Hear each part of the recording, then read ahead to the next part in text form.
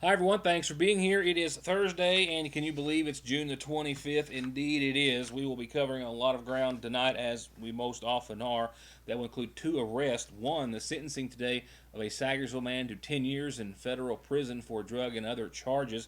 A Johnson County man jailed after police find who they say was his victim lying in a pool of blood. And we'll also go through some of the highlights, if you will, of the document we received today, as was released by the Kentucky Department of Education in regards to considerations for reopening our schools, this specifically tied to busing and how they're recommending school districts handle it and try to adjust.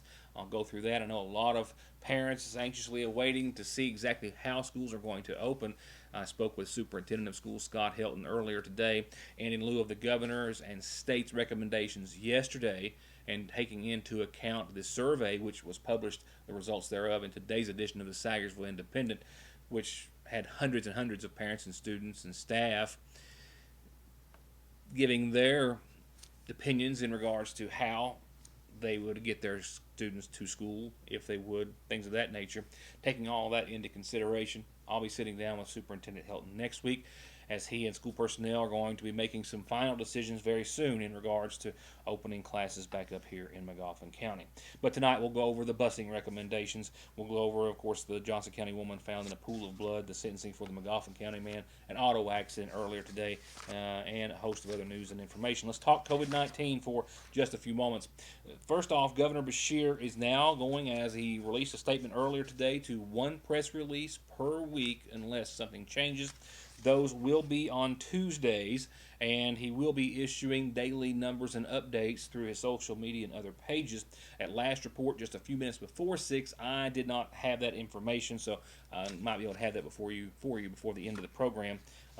Also, I can tell you no new cases here in Magoffin County as of today, per Public Health Director Mayor Pete Shepard. Let's talk about COVID real quickly before we get to all of our serious local headlines. 1 in 10 people. For every COVID case that's reported, the CDC now says they believe there are 10 people who likely had it who went unannounced. That's according to their latest data and studies, saying asymptomatic COVID-19 people are of great concern to public health officials and lawmakers due to their ability to spread the virus without knowing they're sick themselves. Through younger asymptomatic individuals, younger asymptomatic individuals are at a lower risk of complications and death from COVID-19, they pose a great risk of unwittingly transmitting the virus to elders and those with underlying medical conditions. They're attributing a large portion of increasing case numbers to younger people 20 to 30 years of age right now, largely a lot of them asymptomatic, spreading COVID-19. This comes, of course, out and ahead of the upcoming 4th of July holiday, hoping that the United States will take that into consideration. The Kentucky Department of Public Health still chiming in and weighing in on the severe risk to anyone traveling to the Myrtle Beach area, as we've been talking about now over the course of the past several days. And just yesterday, about a dozen people confirmed, as we told you, or I told you last night, to have contracted COVID-19 after they traveled to Myrtle Beach for just about 3 days earlier this month and tested positive for the virus upon returning home. The Kentucky Department of Health, the South Carolina Department of Health, all recommending that if you've been to Myrtle Beach that you self-quarantine for 14 days. That's if you've been there certainly in the last 2 weeks. And of course there are a lot of other hot spots that also should fall under those guidelines. Texas set, which is of course the second largest state in the United States, set another record, and as such they're just completely putting a pause on their reopening ban, not going to the next step after 5,551 new cases were announced yesterday. Hospitalizations set record highs yesterday, as they have for 13 straight consecutive days. Texas now has over 125,000 cases. Houston area hospitals say that they are getting close to exceeding their intensive care capacity and may do so as soon as today or tomorrow. The governor there quantifies this as, quote, a massive outbreak of COVID-19 across the state. The governor of Texas was criticized for much of the time for being among some of the most aggressive governors on reopening his state too early. a little good news for you. The Derby, as we know, is going to run. It's going to run on September the 5th. And there's going to be fans allowed. I don't know how you're going to get in there, what they're going to do about tickets and that nature, but they're going to reduce capacity. Access to the facility, certain parts of it will be limited severely. Media credentials and other credentials will be reduced. They're going to have a fan code of conduct that's established. But in small numbers, there will be spectators and fans at the 146th running of the Kentucky Derby, Saturday, September the 5th. Local headlines start right after these words. Come to Parkway Pharmacy in Sagersville and get your prescriptions filled, your over-the-counter medications, and immune system boosters, all from the safety and comfort of your own vehicle, either in their drive-thru or with their new curbside service. You can also call ahead or just download the MyGNP app, that's Good Neighbor Pharmacy, and refill and manage your prescriptions right from your device, helping you and yours stay healthy and safe. Parkway Pharmacy in Sagersville, 349-4400. The seasonal shop is open, and they're still doing curbside pickup, so you can call and place orders, and they'll still bring them out to you. And inside, you'll find all new merchandise throughout the entire store, all new spring and summer women's clothing from Charlie Page and Mud Pie, accessories, jewelry, shoes, and bags too, casual outfits for everyday or special occasion outfits and dresses. And if you've been home a lot and really want to freshen up your decor, they have so much to choose from, and they're happy to give you any fresh ideas that you might need. And just in, a large selection of Simply Southern and Candleberry at Fraser's Prater Drugs seasonal shop in downtown Sagersville. Times have changed, now and suddenly more than ever. Our lobbies might be closed, but the Sagersville National Bank wants to remind our customers that we're still here, we're still working to provide our community with as many services as possible. During this time especially, we encourage all of our customers to take advantage of all the options we offer to manage your accounts from the convenience of your home. 24-hour internet banking and bill pay, 24-hour telephone banking, remote deposit, automatic loan payments, and wire transfers are also still available to our customers. And we're still here during our normal hours. Mondays through Fridays, the main drive-thru is open from 8 until 3, and the branch drive-thru is open from 8 until 5. And the branch drive-thru is also open on weekends, Saturdays 8 until noon, with ATMs available 24/7 at both locations.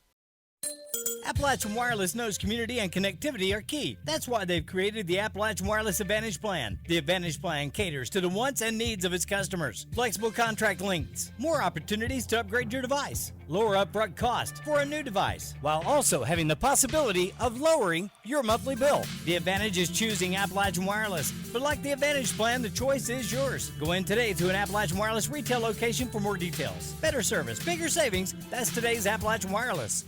Getting the best deal on the best tires with the best service has never been easier. Just log on to conleytire.net, check out the latest rebates, sales, and promotions, pick out the tires you want, and email, call, or come by for huge savings from the family who's been proudly serving the area for over 32 years. Conley Tire in Staffordsville, 297-2424.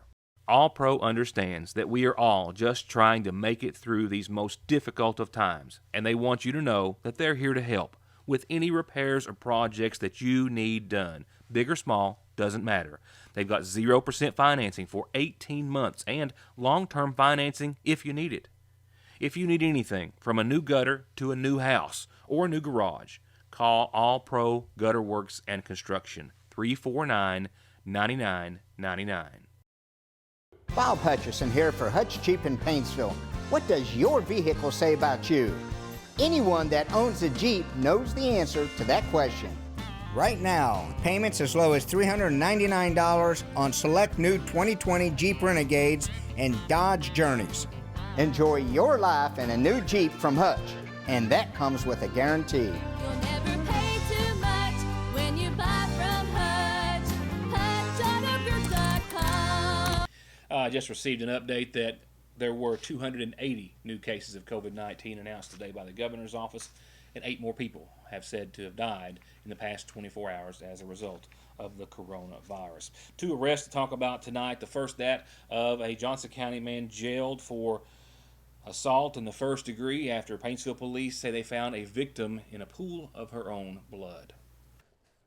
Paintsville police say 35-year-old Derek Priest of Paintsville has been jailed on account of assault in the first degree, domestic violence. This after officers were dispatched to the Blevins Drive area in response to the call of a woman lying beside the road.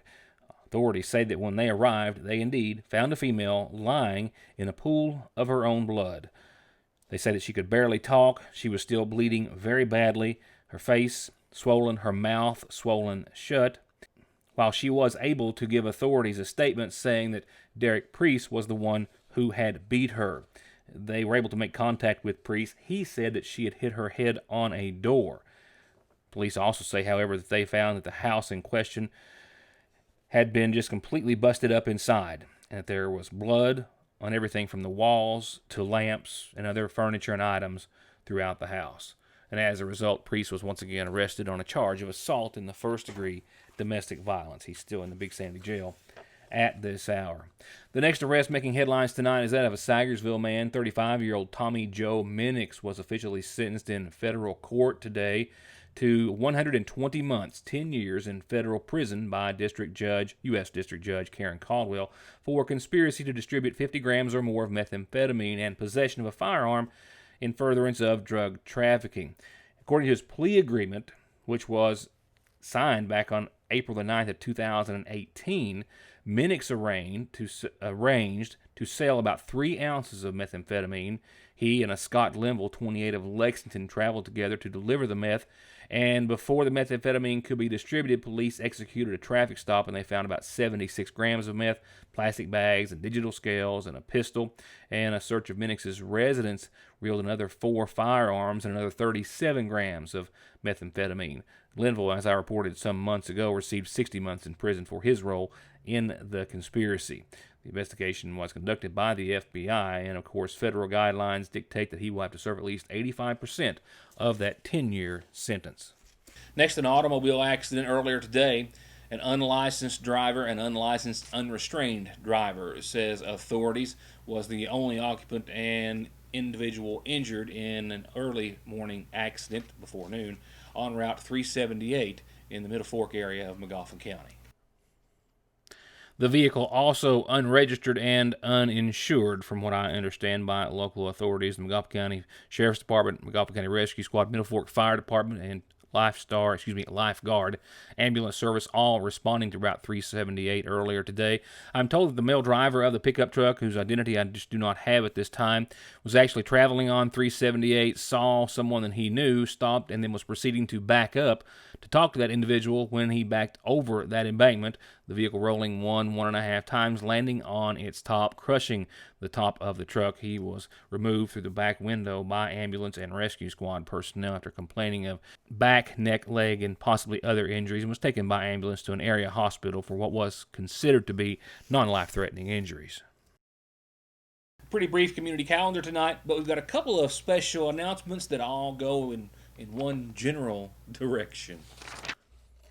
And that's to the Jenkins residents of TONYA and Terry, because they're celebrating 20 years, their 20th anniversary today. So I've been asked by friends and family to say happy anniversary to TONYA and Terry Jenkins. And that same list of friends and family and Terry wanted me to be sure to wish TONYA a happy birthday as she celebrates her birthday tomorrow. So happy anniversary to you both, and TONYA, happy anniversary, and TONYA, happy birthday to you.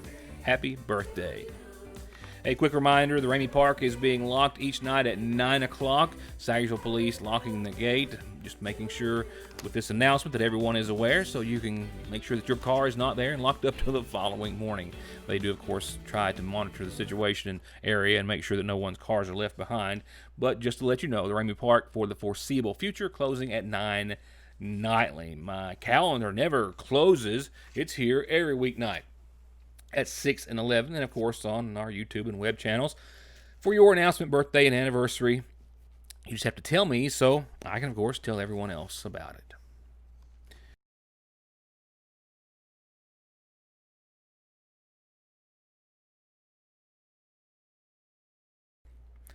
Calendar brought Calendar announcements brought to you nightly by McGoffin Farm Bureau. The McGoffin County Funeral Home sponsors nightly funeral service announcements, and they remind us tonight of services to be held tomorrow for 89-year-old Lucian King of Royalton Road, who passed away this week, survived by his wife Jewel Bailey King, son Harold King, and a host of family and friends. Funeral services are to be held tomorrow morning at 11 from the chapel of the Sagersville Funeral Home.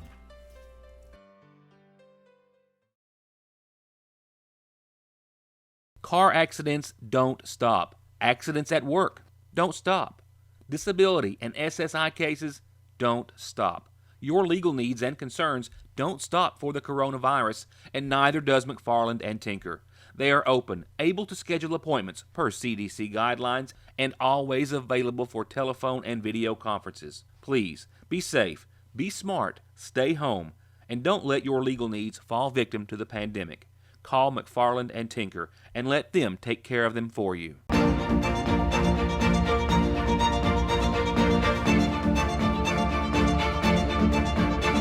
I'm Dr. Jason Zimmerman at Highlands ARH, the healthcare system of Appalachia. There is never a good time for a breakdown. They will happen, and your car at some point is going to need some repairs and maintenance. And Black Smoke Performance is open and here with professional, fast, safe service. And just in time for warm weather, they now have certified full air conditioning, diagnostics, and repair to keep you cool in whatever you drive. Black Smoke Performance, 349-8785.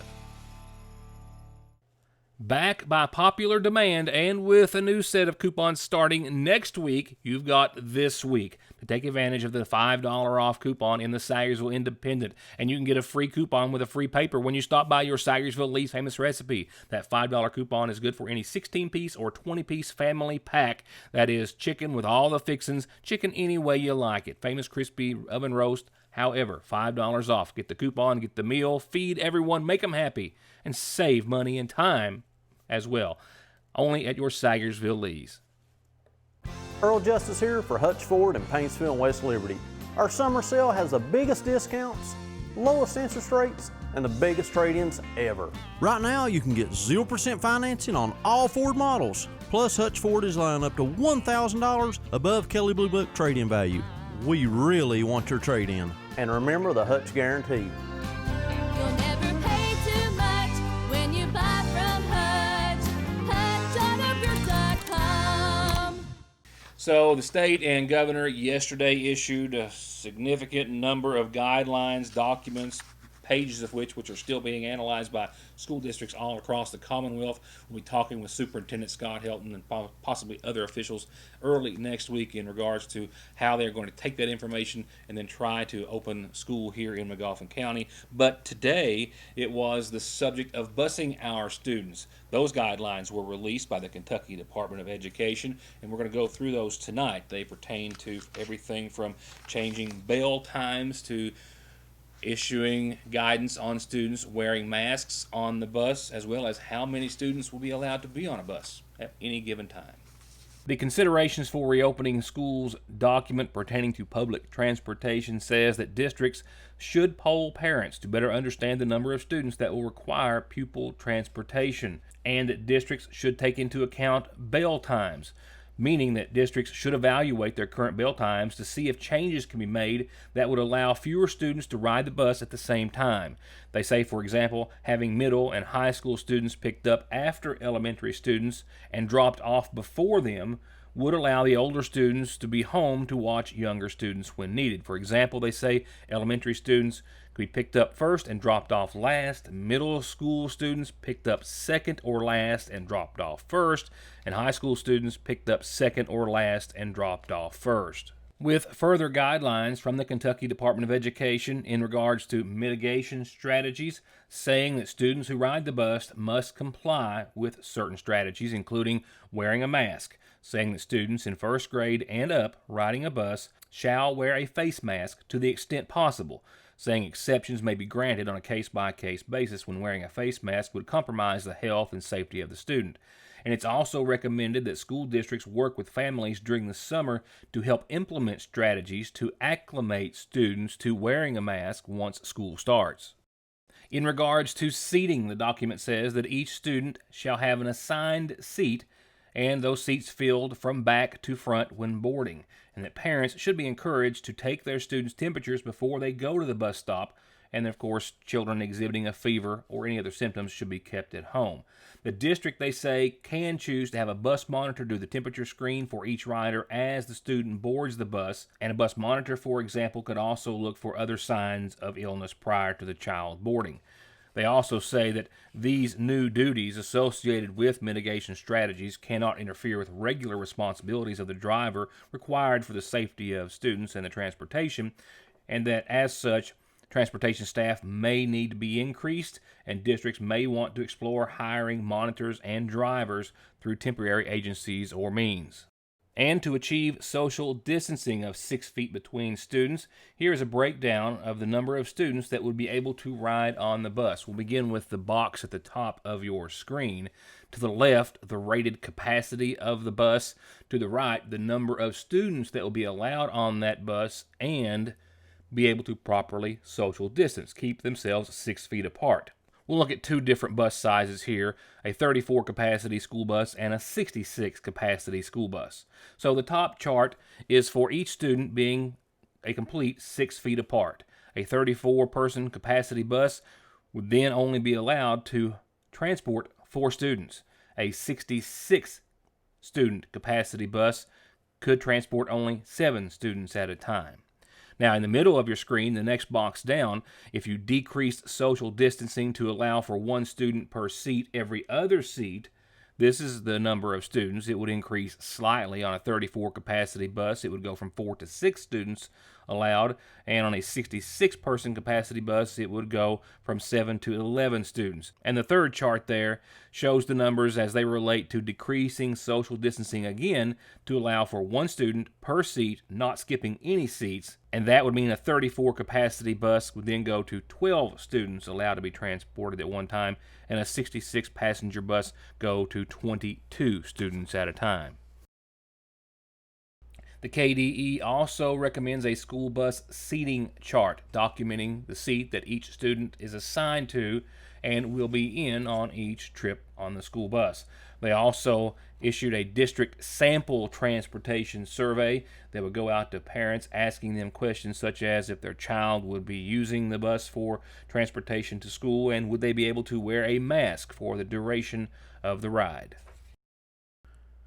Now let's take a look at your Licking Valley RECC outlook. I left you last night with only a very slight chance of some showers occurring for the rest of the evening, and sure enough, around 7:30ish, another pretty good rain that we did not need, but that looks to be the last of it, at least for a couple of days, and that counts today. Mostly clear tonight, 61 degrees, nothing more than a light southwest wind.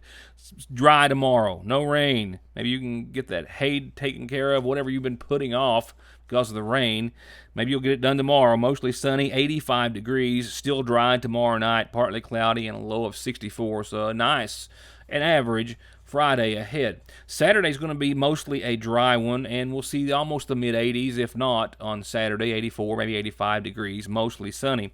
Shower chances, though, really start to arrive around after 3 o'clock or so Saturday afternoon. Starts off with about a 20% chance, and maybe a breeze out of the west-southwest at 6 to 10 miles per hour on average, and maybe up to 20 miles per hour on Saturday afternoon. But by Saturday night, shower chances double to 40%, and a few thunderstorms could as well be a part of that scenario for Saturday evening, and that's a prelude of what's going to be a mostly cloudy and shower and possibly thunderstorm-filled day on Sunday. So first half of your weekend, it looks pretty nice. Sunday, not so much. Temperatures will back off with all the clouds and showers down to about 80 or so on your Sunday. Shower chances right now adjusted to about 60% for your Sunday, and that's Sunday morning, afternoon, and night. And we'll start off Monday almost the same. Right around 80, mostly cloudy skies, and still a 60% chance of showers and some storms. And then Tuesday, we start to climb out of that hole. We'll see some sun. Can't shake the shower chances entirely, but 84 Tuesday, 85 Wednesday, 86 Thursday, partly sunny skies all 3 days. And as you see, a 40 to 30% chance of showers all 3 days as well. And that will wrap it up for this Thursday. I cannot believe I say it every week, but we will be indeed wrapping up this week tomorrow night when I see you next time. If you haven't already, pick up a Sagersville Independent, another big read this week. A whole lot of serious reports, and of course our Throwback Thursday page, sponsored by Grover Arnott Attorney-at-Law, also well worth the price of admission, and you can even get it for free during the pandemic. Go to our website at SagersvilleIndependent.com or YourNewsToday.com, our Facebook page, and you can find the link to the complete, full, high-resolution edition of the Sagersville Independent. Thank you for reading, and thank you for watching.